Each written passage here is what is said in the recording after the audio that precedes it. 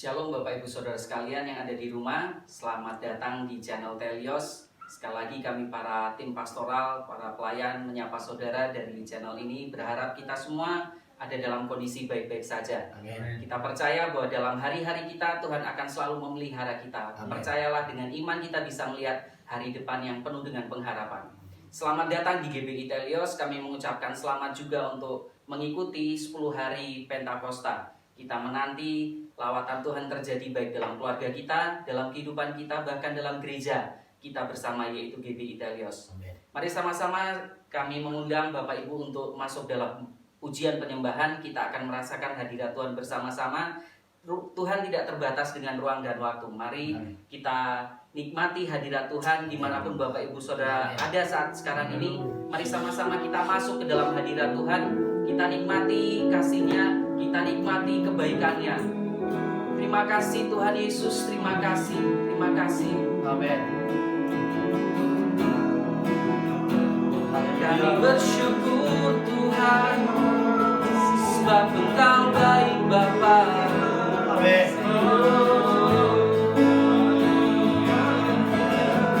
Kami bawa korban syukur kami ke hadirat-Mu, angkat tangan-Mu, turunlah Tuhan atas setiap kami.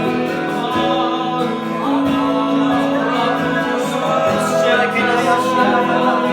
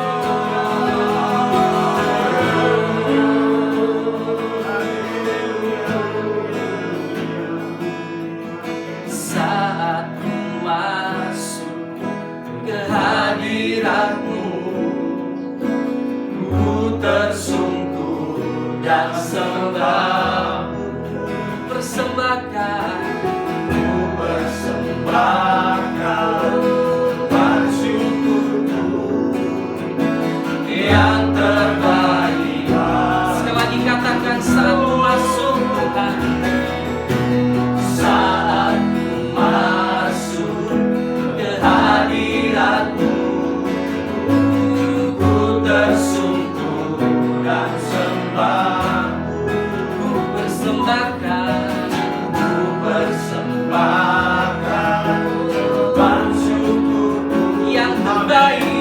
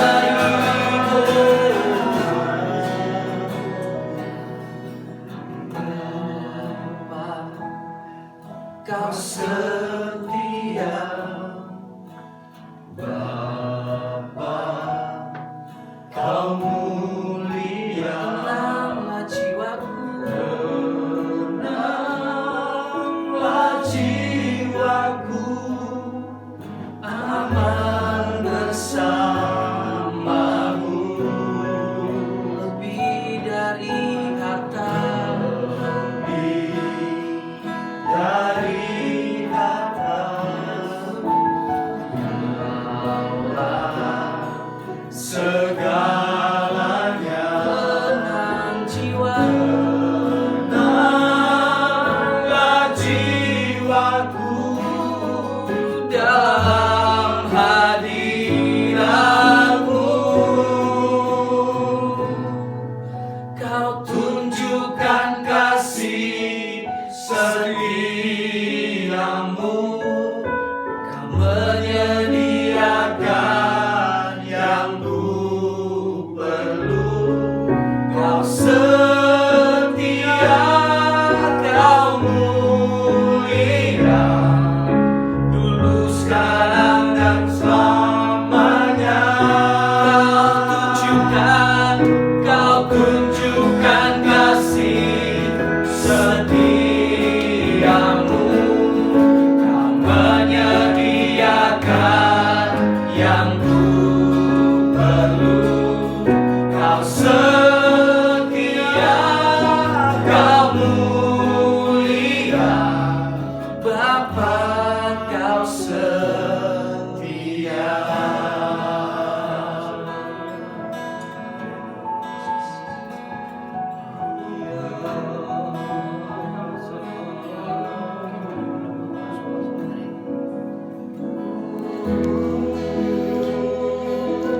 Di tengah pandemi ini, ketika seluruh dunia ngalamin pandemi, seluruh dunia ngalamin dampak dari corona, kami sekeluarga juga ngalamin dampak ini. Ekonomi kami digoncang, dan banyak hal dalam kehidupan kami digoncang oleh Tuhan. Tapi dari ini kami belajar bahwa di masa-masa ini satu-satunya yang bisa kami andalkan hanya Tuhan. Amin. Di masa-masa ini satu-satunya yang kami andalkan tidak ada yang lain selain Tuhan. Amin. Amin. Bahkan ketika kami ngalamin satu hal yang menurut kami cukup berat, Pak Gembala ingatkan kami untuk tetap berbuah di masa sukar. Kami belajar untuk melakukan itu dan kami melihat banyak mujizat, kami lihat perkenanan Tuhan, kami lihat banyak hal. Apa yang gak pernah terjadi itu terjadi, apa yang gak pernah kami pikirkan itu terjadi dalam kehidupan kami. Bahkan sampai hari ini kami ngalamin banyak berkat Tuhan, banyak hal yang luar biasa dari Tuhan. Kami percaya bahwa semua yang Tuhan izinkan hari ini adalah sesuatu yang baik untuk membuat kami lebih dewasa dalam Tuhan. Terima kasih Tuhan.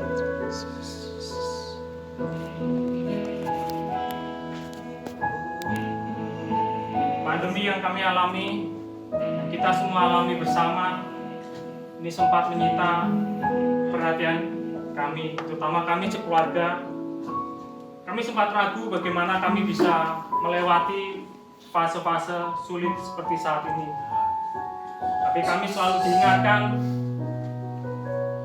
oleh rekan-rekan kami, Seman, teman-teman kami, Pak Gembala mengingatkan kami terus mendekat kepada Tuhan, taat kepada Tuhan.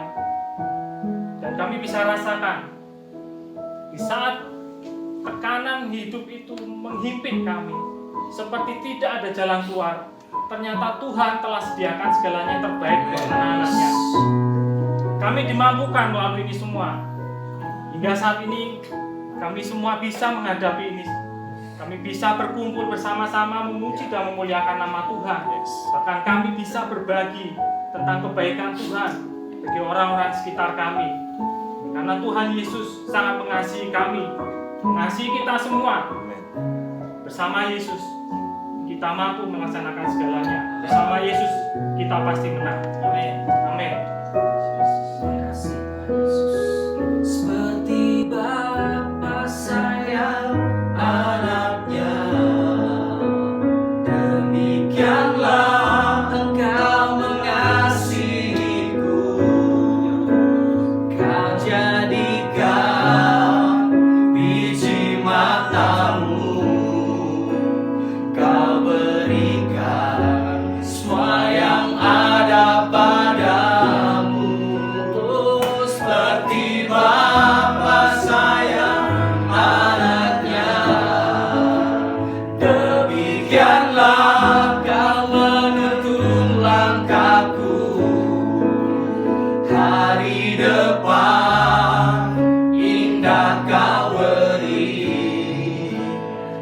rancanganmu yang terbaik bagiku. Haleluya, haleluya, haleluya, haleluya.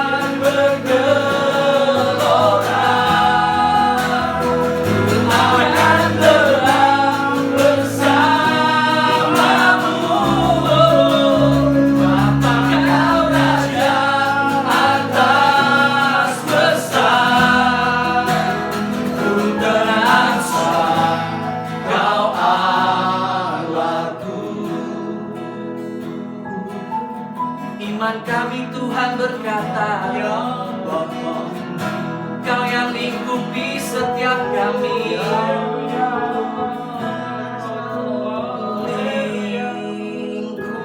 Lingkupiku dengan sayapmu.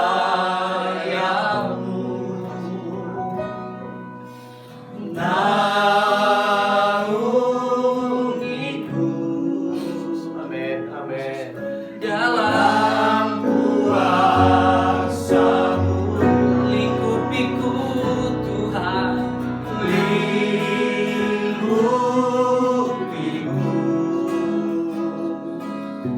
dengan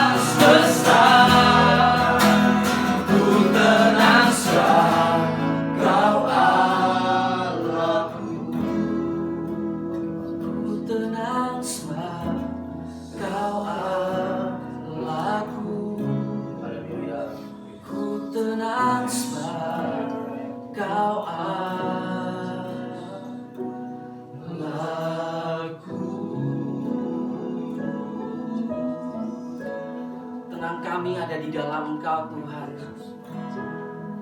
yang memberikan kepada kami kekuatan, yang memberikan kepada kami pengharapan. Kami butuhkan firman-Mu, kami butuhkan Roh Kudus-Mu Tuhan. Berbicaralah Tuhan, sebab kami percaya Engkau tidak terbatas ruang dan waktu. Di tempat di mana kami saat ini berada Tuhan, Engkau sanggup melawat setiap kami dengan firman-Mu Tuhan. Terima kasih untuk hadirat-Mu di tengah-tengah kami. Terima kasih Tuhan. Kami siapkan hati kami dan pikiran kami untuk mendengarkan firman-Mu Tuhan. Sebab inilah yang kami perlukan. Waktu ku bimbang dan hilang jalanku, tetaplah Kau di sisiku, dan takkan ku takut asal Kau di dekatku, besertaku selamanya.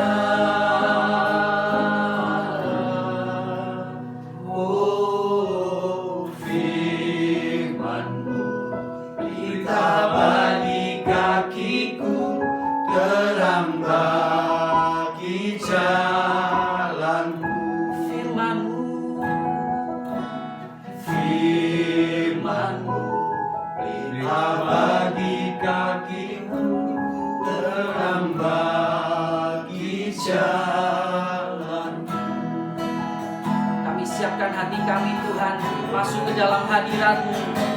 Oh, firman-Mu kita bagi kakiku, terang bagi jalan. Firman-Mu Tuhan, firman-Mu kita bagi kakiku, terang bagi jalan. Terang bagi jalanku, terang bagi jalan, terang bagi jalanku, terang bagi jalanku.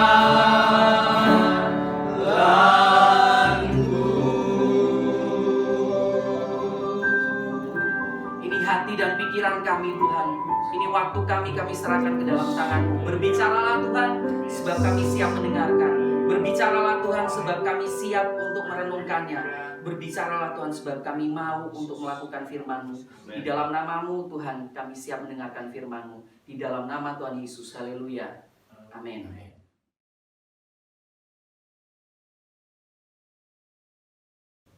Salam keluarga Telios. Kita kembali dalam masa-masa penantian kita, 10 hari menanti pencurahan Roh Kudus.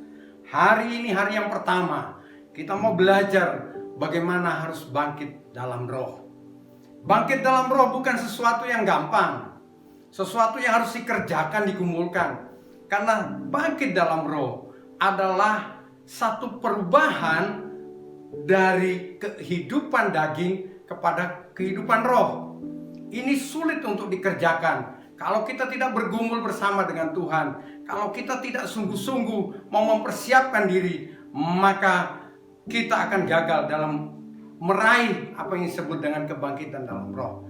Ayat kita pada hari ini saya akan bacakan buat kita, yaitu Galatia pasal 5 ayat 16 sampai 18. Demikian, hidup menurut daging atau roh.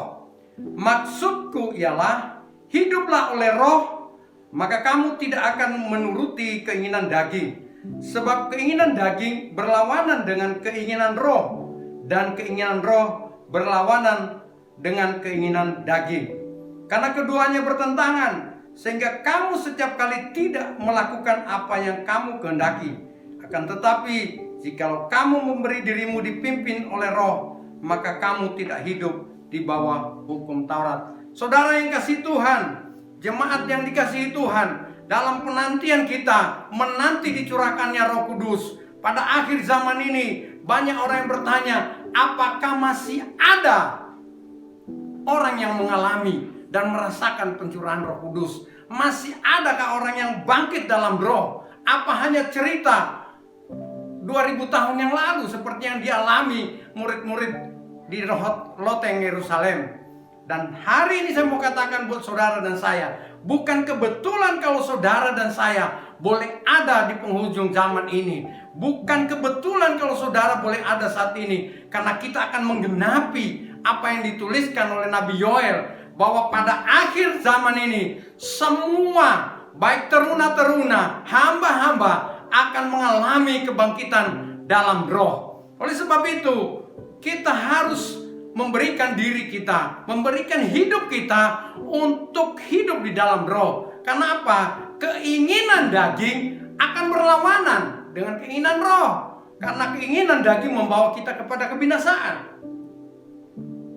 Satu hal yang perlu kita ingat, bahwa akhir zaman ini kita harus benar-benar hidup di dalam Roh Kudus. Kalau kita hidup di dalam daging kita, maka kita akan mengalami kegagalan. Karena kegagalan itu membawa kita kepada kebinasaan. Tetapi kalau kita hidup di dalam roh, mengalami perubahan, ada transformasi hidup yang sangat dahsyat kita harus lakukan. Mulai dari keinginan daging, kita rubah. Ini bukan pekerjaan mudah. Ini adalah pekerjaan yang sangat berat. Memerlukan energi, memberikan kuasa di luar kita, yaitu kuasa dari Tuhan Yesus Kristus.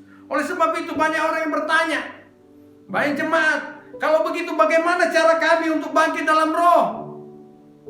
Bukankah saudara dan saya membaca Alkitab dan belajar setiap saat beribadah? Bagaimana para nabi, mereka berjuang seperti Raja Daud, dia berjuang untuk hidup dalam roh, untuk memenangkan pergumulannya sehingga ia berkenan kepada Tuhan. Maka Yesus mengatakan dia adalah anak Daud. Oleh sebab itu, pertanyaan yang saya disampaikan tadi, bagaimana caranya untuk bangkit dalam roh? Yang pertama kita harus lakukan adalah menjaga hati bersih di mata Tuhan. Kenapa? Kalau hati kita bersih di mata Tuhan, maka Tuhan tahu. Kalau hati kita tulus di mata Tuhan, bersih hati kita di mata Tuhan, maka Tuhan akan memperhatikan saudara dan saya. Karena ia adalah Allah yang baik, Allah yang luar biasa, sangat memperhatikan hal-hal yang batiniah. Ya, Tuhan tahu. Sekalipun kita menyembunyikan apapun di dalam hati kita, mungkin di muka enak, mungkin dalam perkataan kita baik sekali, mulus kita berbicara, tetapi kalau di dalam hati kita menyimpan sesuatu, itu pun Tuhan tahu. Karena Salomo menuliskan dalam Amsalnya ke-24 ayat 12, Tuhan tahu apa yang ada di dalam hatimu, yang tersembunyi sekalipun Tuhan tahu. Jadi kalau kita umat Tuhan pada akhir zaman ini, kalau kita tidak membersihkan hati kita dengan hati yang tulus, dengan hati yang murni, bersih di hadapan Tuhan, maka jangan harap saudara akan mengalami kebangkitan di dalam roh. Tetapi kalau kita mau membersihkan hati kita, Mazmur 73 ayat 1, maka kita akan mengalami Tuhan dekat dengan kita, Tuhan dekat dengan saudara, karena dia Allah yang baik. Yang kedua, mata kita dan pikiran kita harus tertuju kepada Tuhan. Ya, Mazmur 101 ayat ke-8, bahwa Raja Daud dia bergumul betul bagaimana matanya harus tertuju kepada Tuhan, bagaimana ia harus fokus kepada Tuhan. Dia tidak mau ke kanan dan ke kiri, dia tetap fokus kepada Tuhan, karena dia tahu Allah yang dia sembah, Allah yang luar biasa. Maka Rasul Paulus dalam 2 Korintus pasal ke-10 ayat 5b, dia menawan pikiran. Kita harus menawan pikiran kita kepada Roh Kudus. Kita harus menawan pikiran kita kepada Tuhan. Karena itulah yang membuat kita bangkit dalam Roh Kudus, mengalami kepenuhan Roh Kudus, mengalami perjumpaan sendiri dengan Tuhan. Yang ketiga, dengan bertobat dan hidup di dalam doa dan puasa. Daniel pasal 9 ayat 3. Bagaimana orang-orang harus mengalami kebangkitan di dalam Roh Kudus? Kalau kita mau bangkit di dalam roh, kita harus bertobat, kita harus berbalik kepada Tuhan, dan kita harus hidup di dalam puasa dan doa. Jangan kita lepaskan diri kita, mendekatkan diri kepada Tuhan hari lepas hari, dalam setiap hari, dalam setiap gerak hidup kita. Kita harus dekat dengan Tuhan. 3 hal ini membawa kita untuk bangkit, membawa saudara dan saya untuk bangkit di dalam roh. Tetapi bagaimana? Pertanyaan lain, ciri-ciri orang yang bangkit dalam roh. Bagaimana ciri-cirinya? Yang pertama, melakukan segala sesuatu dengan perintah Roh Kudus. Ya, mari kita buka Alkitab kita, Kisah Para Rasul. Ya, kita buka Kisah Rasul pasal 9 ayat 17. Kisah Rasul pasal ke-9 ayat 17. Lalu pergilah Ananias ke situ dan masuk ke rumah itu. Ia menumpangkan tangannya ke atas Saulus. Katanya, "Saulus, saudaraku, Tuhan Yesus yang telah menampakkan diri kepadamu di jalan yang kau lalui telah menyuruh aku kepadamu supaya engkau dapat melihat lagi dan penuh dengan Roh Kudus." Ananias, karena dia bergaul dengan Roh Kudus, dia mengalami kebangkitan di dalam Roh Kudus. Dia selalu mendapatkan petunjuk dengan Tuhan. Apapun yang dia lakukan, apapun yang dia kerjakan, dia lakukan karena perintah Roh Kudus, perintah Tuhan kepadanya. Itulah ciri-ciri kita pada akhir zaman ini. Kalau kita kepenuhan Roh Kudus, kalau kita sudah bangkit di dalam roh, kita tidak sembarangan melakukan pelayanan kita. Kita tidak sembarangan melakukan ibadah kita, menjalankan hidup kita sehari-hari. Tetapi kita selalu berpatokan pada perintah Tuhan. Apa yang dikatakan Tuhan, itu yang kita lakukan. Yang kedua, ciri-ciri orang yang hidup yang sudah bangkit, mengalami kebangkitan dalam roh, hidupnya dipenuhi dengan damai sejahtera dari Tuhan. Ya, orang itu pasti takut akan Tuhan. Jangan katakan kamu sudah bangkit dalam roh, tetapi kalau hidupmu tidak penuh dengan damai, hatimu penuh dengan kebencian, hatimu penuh dengan iri, itu namanya saudara belum penuh dengan Roh Kudus. Tetapi kalau saudara hidupmu, hatimu, pikiranmu damai dengan sesama, takut akan Tuhan, itulah ciri-ciri orang yang bangkit di dalam roh. Kalau demikian, orang yang tidak mengalami kebangkitan dalam roh, ciri-cirinya bagaimana? Tadi dari atas sudah kita sampaikan bahwa mereka adalah orang-orang yang hidup di dalam dagingnya. Orang yang mengandalkan daging, emosi, hawa nafsunya diandalkan. Itu yang kita kedepankan. Roh Kudus tidak lagi ada di dalam orang itu. Damai tidak ada lagi dalam hidupnya. Ia merasakan setiap pekerjaannya, dia selalu mengandalkan keinginan daging. Tidak lagi berpatokan pada perintah Tuhan. Tidak lagi berpegang teguh kepada Roh Kudus. Yang kedua, apa ciri-ciri orang yang tidak pernah bangkit di dalam Roh Kudus? Orang itu selalu menjadi duri, selalu menjadi pemecah belah di tengah-tengah umat. Ini yang perlu kita perhatikan. Omongannya tidak pernah benar, omongannya selalu memecah belah umat. Ini ciri-cirinya, ya. Yudas ayat 1 pasal 1 ayat 19 jelas di situ. Itulah orang-orang yang tidak penuh dengan Roh Kudus. Di mana dia berada, dia selalu membawa perpecahan. Perhatikan umat Tuhan di akhir zaman ini. Kalau saudara melihat itu, hindari orang ini. Jangan biarkan saudara terpengaruh oleh omongannya. Tetapi kalau orang hidup dalam Roh Kudus, cirinya tadi, dia selalu taat kepada firman Tuhan. Ya. Jadi kalau saudara melihat ini, saudara hati-hati. Karena akhir zaman ini kita perlu berhati-hati. Jadi kalau kita ada di penghujung zaman ini, bukan kebetulan. Karena kita harus menggenapi firman Tuhan. Karena Roh Kudus itu nanti yang membawa kita kepada puncak kemenangan, puncak kebangkitan kita. Yang pertama, bagaimana puncak daripada kebangkitan Roh Kudus? Dalam perjanjian lama, seorang raja pertama yang memimpin bangsa Israel, yaitu Raja Saul. pada saat dia dipenuhi oleh Roh Kudus, pada saat dia dikuasai oleh Roh Kudus, ia menjadi manusia lain. Ya, 1 Samuel pasal 10 ayat 6. Karena dia dipenuhi oleh Roh Kudus, dikuasai oleh Roh Allah, Saul menjadi manusia lain berbeda dengan manusia di bangsa-bangsa saat itu. Di mana dia berada, dia keluar suara-suara kenabiannya.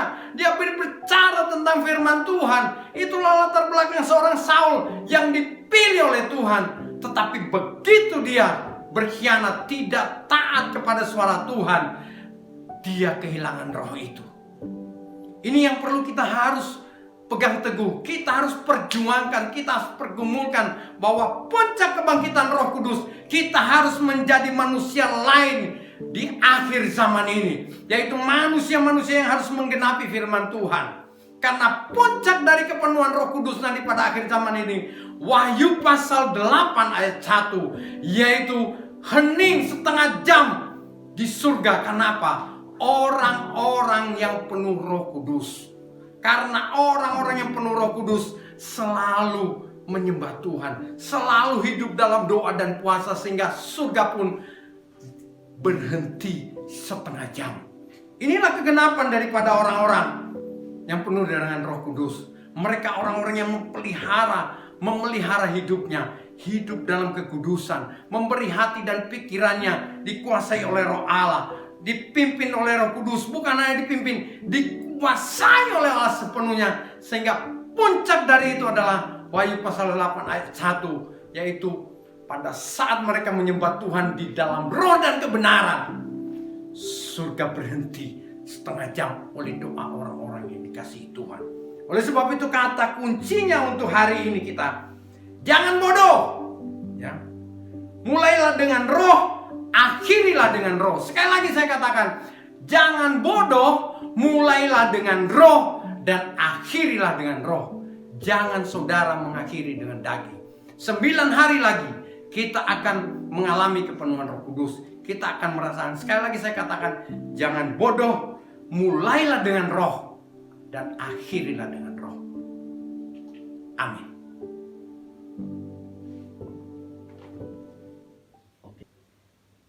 Puji Tuhan, saya percaya saudara diberkati dengan firman Tuhan yang sudah disampaikan oleh hambanya. Dan di hari pertama ini saya pastikan saudara diberkati Tuhan. Dan biarlah kita bukan hanya menjadi pendengar yang baik, tapi kita menjadi pelaku-pelaku firman Tuhan. Satu catatan penting yang tadi Pastor Nasara sampaikan, mulailah dengan roh dan akhiri dengan roh. Jangan pernah kita bodoh, jadilah bijaksana, memulai, mengawali segala sesuatu dengan roh dan diakhiri dengan roh, maka Tuhan akan dipermuliakan. Saya berdoa biarlah terus saudara dalam 9 hari ke depan, saudara tetap bersemangat dan terus mengikuti acara ini, ibadah 10 hari pencurahan Roh Kudus. Saya percaya ketika saudara bertekun dalam ibadah-ibadah ini, saudara diberkati Tuhan, dikuatkan Tuhan, dan akan mengalami pemulihan yang luar biasa. Saya berdoa kiranya saudara di masa-masa ini, masa-masa sulit ini, makin diberkati oleh Tuhan dan mengalami segala kebaikan-kebaikan Tuhan. Tuhan Yesus memberkati. Mari sama-sama kita akhiri dengan doa ucapan syukur. Haleluya.